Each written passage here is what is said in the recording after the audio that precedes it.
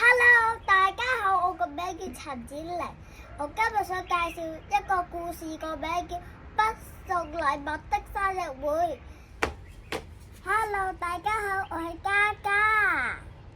平時媽媽爸爸返工都好忙㗎，你等媽媽放工先再陪你啊。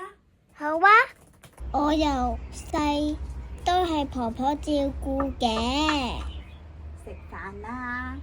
星期一到星期五，我都係喺婆婆屋企。婆婆，咩事啊，嘉嘉？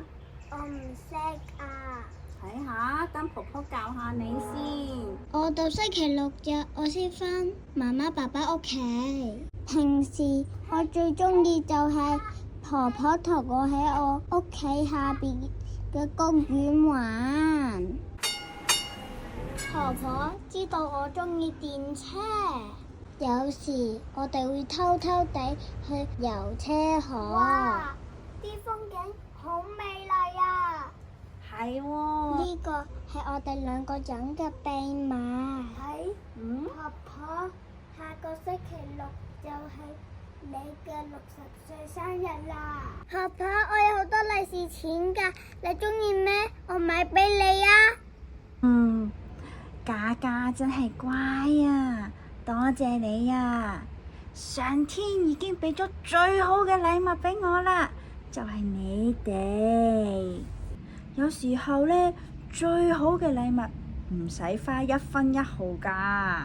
我聽到之後，我覺得好疑惑，我就去問媽咪啦。媽咪，婆婆話唔使錢嘅禮物都係點解啊？最名貴嘅禮物，的確唔係用錢就買到嘅，就好似婆婆對你嘅愛啦，就係用錢都買唔到個。婆婆生日嗰一日，我哋一大早就佈置啦，大家分工合作，爸爸就整緊婆婆最鍾意食嘅嘢，媽媽就佈置啲裝飾，成個屋企都充滿歡樂嘅氣氛。我哋一齊食美味嘅晚餐，食完飯之後，我準備咗一個精心嘅節目作為禮物送俾你嘅，就係跳舞。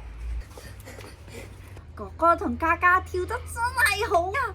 婆婆，我準備咗一份唔使錢嘅禮物送俾你啊！嘉嘉，你準備咗啲咩禮物送俾婆婆啊？婆婆，呢個就係我哋嘅珍貴回憶啦！